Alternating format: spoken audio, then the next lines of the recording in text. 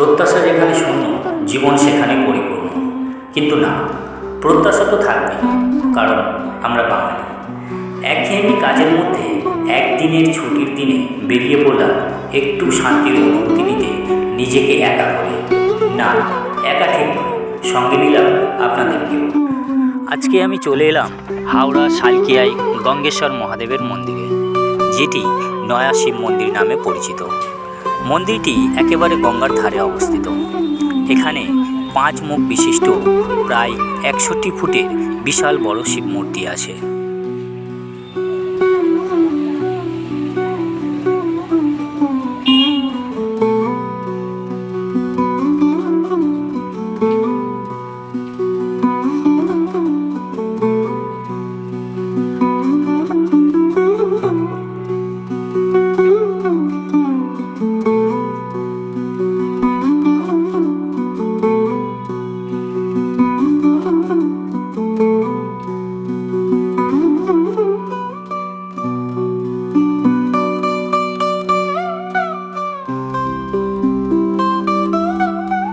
এই মূর্তিটি পূর্ব ভারতের সবচেয়ে উঁচু মূর্তি বলে দাবি করেছে মন্দির কর্তৃপক্ষ। পঞ্চমুখ বিশিষ্ট এই মূর্তি হাওড়ার মানুষের কাছে অত্যন্ত গর্বের। এই বিশাল উচ্চতা বিশিষ্ট শিব মূর্তি বাংলা তথা দেশের মানুষের কাছে আকর্ষণ।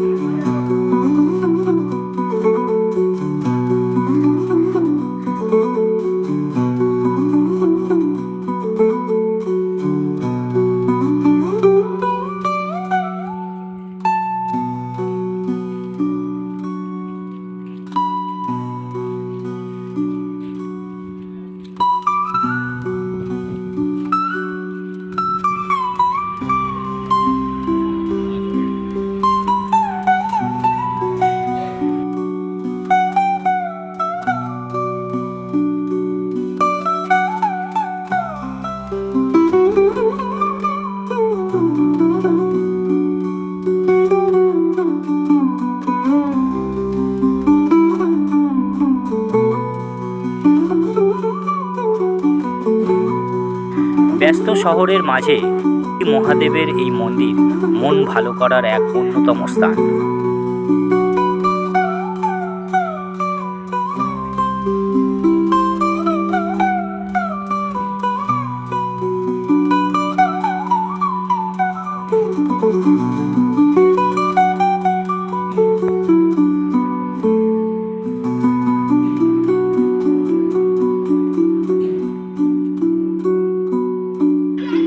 এছাড়াও যেখানে আসলে আপনি দেখতে পাবেন দ্বাদশ জ্যোতির্লিঙ্গ।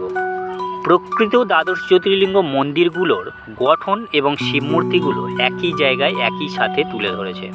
হ্যাঁ, এখানে 12টি মন্দির একসাথে পরপর অবস্থিত। এখানকার প্রাকৃতিক পরিবেশ খুবই সুন্দর। গঙ্গার ধারে এক অনন্য মনোরম পরিবেশ।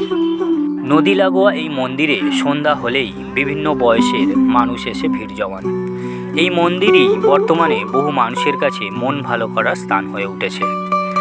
শালকিয়ায় গঙ্গেশ্বর মহাদেবের মন্দির প্রতিষ্ঠিত হয় 1952 সালে। ভগবান শিব ছাড়াও এখানে মাতা পার্বতী, গণেশ, লক্ষ্মীনারায়ণ, দুর্গা ও হনুমানের মূর্তিও রয়েছে এখানে। এই মন্দির সাধারণদের জন্য সকাল 6টা থেকে দুপুর 12টা পর্যন্ত খোলা থাকে এবং 12টা থেকে 4টে পর্যন্ত মন্দির বন্ধ থাকে। তারপরে আবার 4টে থেকে খোলা হয় এবং 4টে থেকে রাত 9টা পর্যন্ত খোলা থাকে। আপনারা মন্দিরে এসে ভক্তিভরে পুজো দিতে পারেন। মন্দিরে পুজোর সমস্ত উপকরণ পাওয়া যায় মন্দিরের মধ্যেই। সন্ধ্যায় আরতি দেখতে বহু মানুষ আসেন। সন্ধ্যার পর থেকেই বিভিন্ন বয়সের মানুষ আসেন নদী লাগোয়া মন্দিরের সৌন্দর্য উপভোগ করতে। আমার এই উপস্থাপনা এবং এই ভিডিও যদি আপনাদের ভালো লেগে থাকে তাহলে একটা লাইক এবং সাবস্ক্রাইব করবেন প্লিজ। কারণ আপনার একটা লাইক, শেয়ার এবং সাবস্ক্রাইব আমাকে আরও এই রকম ভিডিও উপস্থাপনার জন্য উৎসাহিত করবে। ধন্যবাদ।